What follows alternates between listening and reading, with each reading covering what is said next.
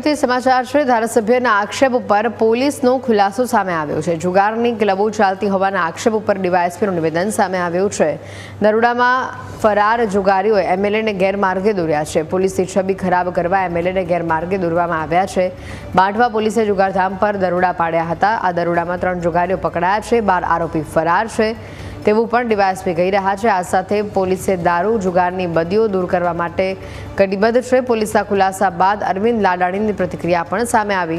Police હેરાન કરે છે તેવી મને રજૂઆતો મળી છે। કોઈને ખોટી રીતે હેરાન ન કરવા તે મારી રજૂઆત છે। ધારાસભ્ય અરવિંદ લાડાણીએ પોલીસની કામગીરી સામે આક્ષેપો કર્યા છે।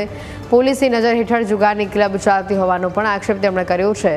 માણાવદર અને બાંટવામાં જુગારની ક્લબો ધમધમતા હોવાનો આરોપ તેમણે લગાવ્યો છે।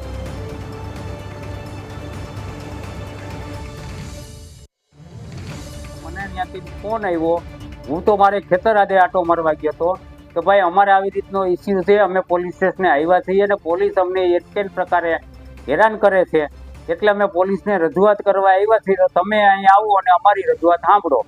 ત્યારે હું બાટવા પોલીસ સ્ટેશને ગયો। આ લોકોની ઘણું બધું મોટું ટોળું ભેગું થયું હતું। એની મેં રજૂઆત સાંભળી તો આ લોકોનું કહેવું એવું હતું કે ભાઈ બાટવાનું પોલીસ ક્યાંક ને ક્યાંક અમારી ઘરે આવીને અમને ટોર્ચર કરે, રાતે અમારા દરવાજા ખખડાવે ને એવું કહે છે કે ભાઈ તમારું ઘર ખોલો, તમારા ઘરની અંદર જુગાર હાલે છે। આવી રીતે એનકેન પ્રકારે અમે કોઈ જુગાર રમતા ન હોવા છતાં પણ હેરાન કરે છે। એની સામે 2 દિવસથી મને પણ ક્યાંકથી ફોન આવતા હતા કે ભાઈ બાટવા પોલીસ છે એ અહીંયા હરતી ફરતી ક્લબ ચલાવે। એટલે મેં પોલીસને એમ કીધું ભાઈ તમે હરતી ફરતી ક્લબ ચલાવવાની મંજૂરી આપો તો આ લોકોનું કામ ખોટું ટોર્ચર કરો। ત્યાં તમે જુગાર રમતા જ પકડો, એમાં મને 1% ક્યાંય વાંધો નથી, પણ ખોટી રીતે તમે હેરાન કરો છો એની સામે મારો વાંધો છે।